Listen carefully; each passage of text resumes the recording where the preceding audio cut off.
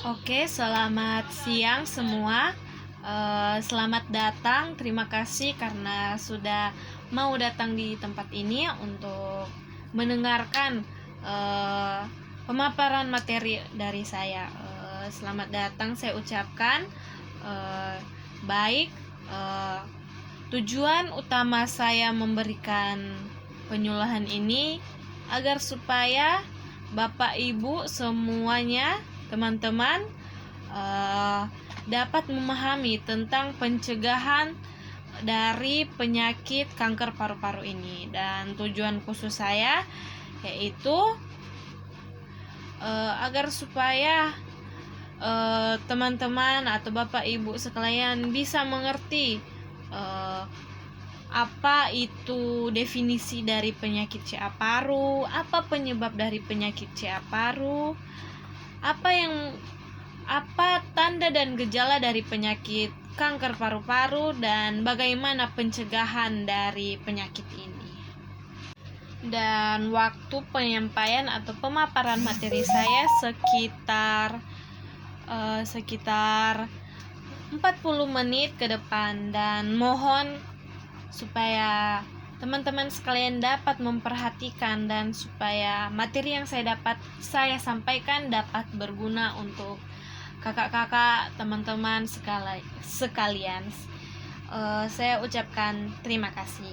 Baik, selanjutnya kita akan masuk kepada materi yang akan saya paparkan. Baiklah, pada saat ini saya akan memulaikan penyuluhan yaitu tentang CA paru. Nah, apa sih pengertian dari CA paru? CA paru atau kanker paru merupakan keganasan pada jaringan paru. Kanker paru merupakan abnormalisis dari sel-sel yang mengalami proliferasi dalam paru.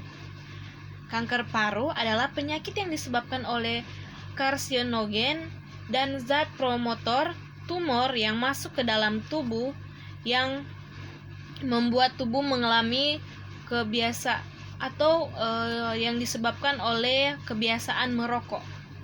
Jadi, dari ketiga pengertian di atas dapat disimpulkan kanker paru adalah penyakit yang disebabkan oleh karsinogen, zat promotor tumor, dan abnormalitis sel dalam paru, sehingga menyebabkan keganasan pada jaringan paru.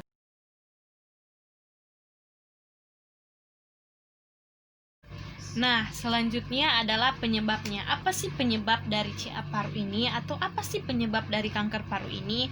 Nah, meskipun sudah ada etiologi yang sebenarnya kanker paru ini berasal dari mana, tetapi ada beberapa faktor yang agak bertanggung jawab dalam peningkatan insiden kanker paru ini, seperti kebiasaan merokok.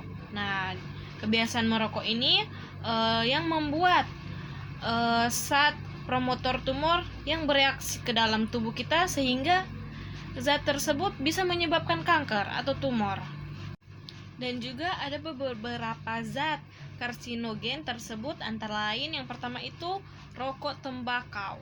Nah, rokok tembakau ini merupakan kandungan tar, suatu senyawa hidrokarbon aromatik yang berisiko meningkatkan 60-70 kali lipat untuk seseorang yang merokok 2 pak sehari selama 20 tahun dibandingkan individu bukan perokok.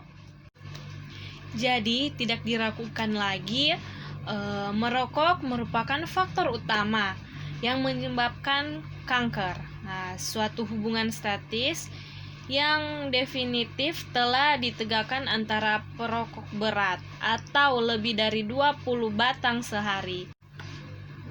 Nah, selain disebabkan oleh rokok, ada juga penyebab lainnya seperti polusi udara. Banyak sekali polusi udara yang dapat menyebabkan kanker paru-paru. Di antaranya ada sulfur, emisi kendaraan bermotor, dan polusi yang berasal dari pabrik. Dan ada juga yang disebabkan oleh debu radioaktif atau ledakan nuklir. Nah, selain itu juga ada yang disebabkan oleh diet vitamin A. Nah, jadi untuk teman-teman yang mau diet ini harus diperhatikan baik-baik. Kadang-kala untuk diet ini untuk supaya torang pe tubuh ini mau jadi baik, tapi torang mesti pelajari dulu.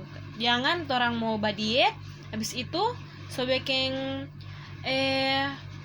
rusak torang pe tubuh. Misalnya ini kalau torang badiet kong sabantar kekurangan vitamin A, akhirnya dapat menyebabkan penyakit kanker paru-paru. Nah, selain juga tentang kekurangannya vitamin A, yang paling banyak didapati itu karena genetik atau keturunan. Yang misalnya orang tuanya itu sudah pernah mendapatkan ini kanker paru-paru, ada kemungkinan akan menurun juga kepada anaknya. Seperti itu. Nah, itu adalah penyebab-penyebab dari terjadinya kanker paru. Nah, selanjutnya saya akan menjelaskan tentang tanda dan gejala dari penyakit kanker paru. Nah, pada fase awal, kebanyakan kanker paru tidak menunjukkan gejala-gejala klinis. Bila sudah mendapatkan gejala, berarti pasien sudah dalam stadium lanjut. Nah, gejala-gejala itu bersifat seperti misalnya lokasi tumor tumbuh. Dapat entah itu batuk baru atau batuk hebat, dapat juga seperti batuk kronis, dan juga bisa batuknya itu berdarah dan dapat merasakan nyeri dada dan suara serak karena penekanan pada nervus, dan juga masih banyak lainnya. Nah, selanjutnya penata laksanaannya. Banyak tumor CA paru adalah beningan atau dapat dioperasi. Letak tumor dapat menentukan jenis insisi atau suatu tindakan medis dengan membuka kulit atau organ tanpa membuka tulang dada. Nah, perawatannya itu adalah sama seperti pada pasien yang mengalami bedah torak. Komplikasi utama meskipun jarang termaksud hemoragi atau cedera pada saraf. Nah, selanjutnya untuk pemeriksaan penunjang. Yang pertama itu dengan melakukan X-sinar, seperti tomografi dada atau CT scanning. Ada juga dengan radioisotope scanning dan ada juga dengan tes laboratorium. Nah, ada juga pencegahan dari penyakit CA paru ini. Jadi bagi seseorang yang tidak didiagnosa mengalami penyakit ini, sebaiknya waspada karena penyakit ini bisa menyerang siapa saja dan kapan saja.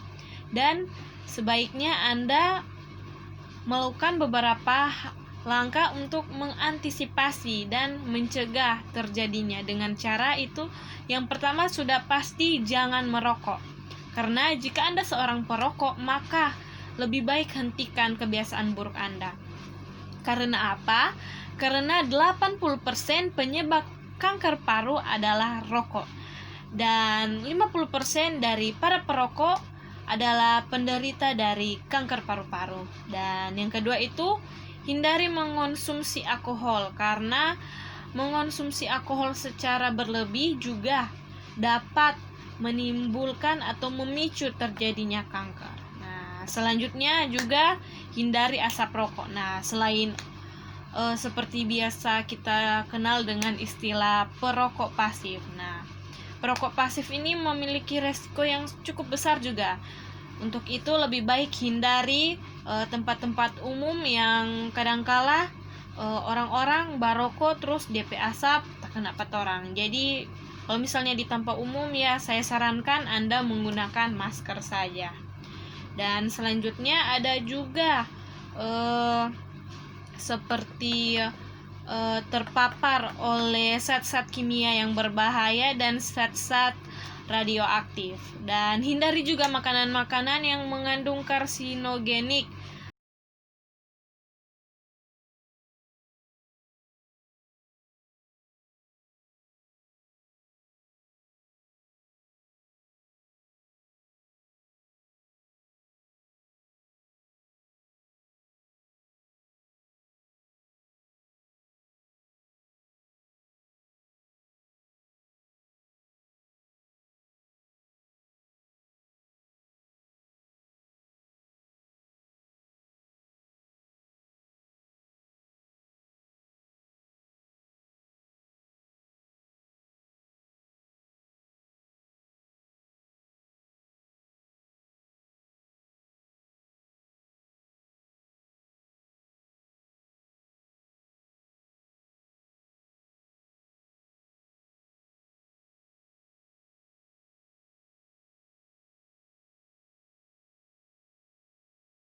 Mungkin ada teman-teman yang ingin bertanya, saya persilakan.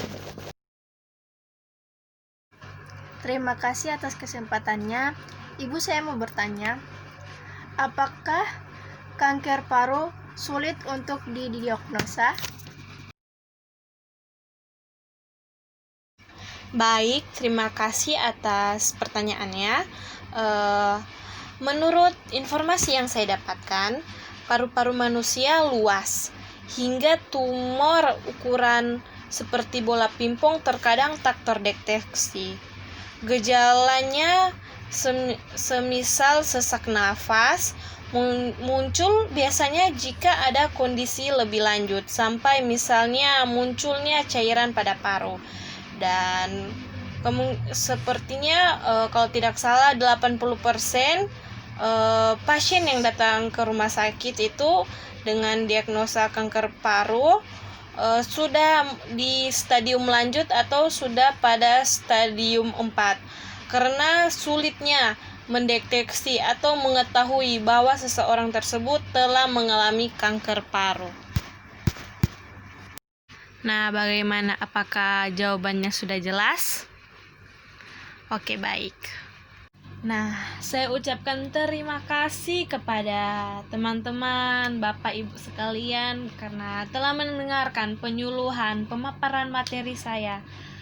Sekali lagi saya ucapkan terima kasih atas kerjasamanya. Assalamualaikum warahmatullahi wabarakatuh. Shalom, Om Swastiastu.